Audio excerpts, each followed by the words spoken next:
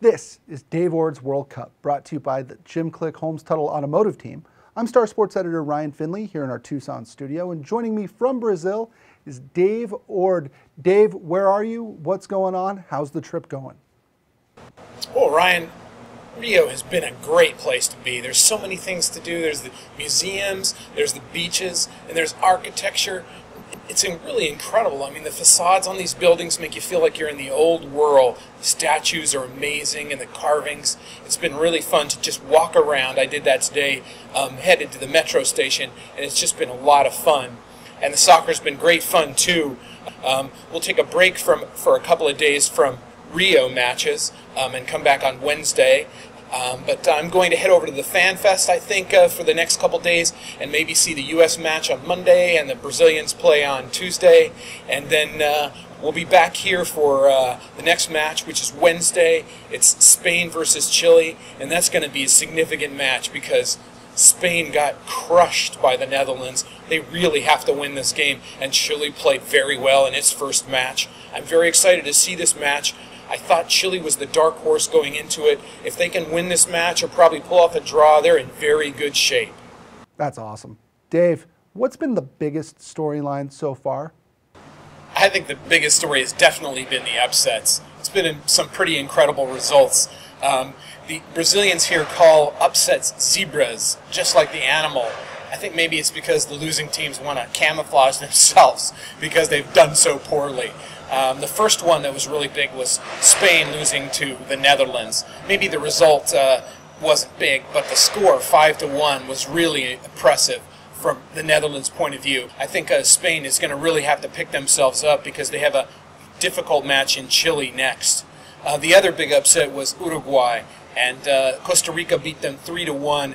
I have to say that one is the more surprising of the two, considering Uruguay has played so well. And Costa Rica is one of those teams that's a marginal team quite often when it comes to results in the World Cup. It's going to be exciting to see both of those teams play their next matches because they're going to have to win those games. We'll have to see what happens.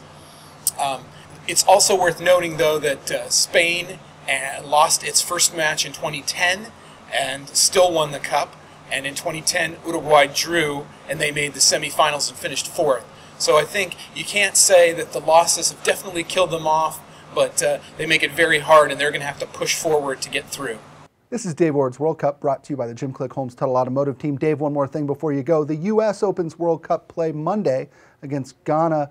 What do the Americans have to do to win?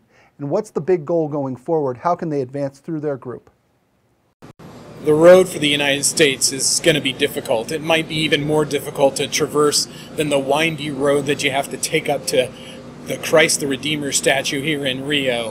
One thing they definitely have to do, I think, is win this game. I think pretty much everybody feels that way as well, because the following two games are Portugal and Germany. And Portugal and Germany were definitely the bets to win the group or finish second and move on into the next stage. So the U.S. will have to win this game, and then they'll have to pull off an upset probably in one of the other two. For the game against Ghana, I think it's very important that they be wary of the counterattack. The Ghanese players, very talented, very swift, and they're hard to stop once they get running fast. Another very important part is going to be Josie Altidore. He needs to have that form he had before. He had a difficult time in England during his professional season, but he did score 2 goals in a match to warm up for the World Cup, so he needs to be there for them, have that moment of brilliance they need. They'll also need Michael Bradley, the midfielder, to have the space and time to create things, to become the fulcrum for the team, and to set up the attack. Awesome work as always, Dave-O. Appreciate it. This is Dave Ord's World Cup, brought to you by the Jim Click Holmes Tuttle Automotive Team. For Dave Ord in Brazil, I'm Ryan Finley in Tucson. We'll see you next time. Folks, your Jim Click and Holmes Tuttle dealership are now making it easier than ever to view our inventory, schedule service, or apply for financing with the Jim Click and Holmes Tuttle app. It's free and it's convenient. Download it right now. Available in the Apple App Store or for Android and Google Play.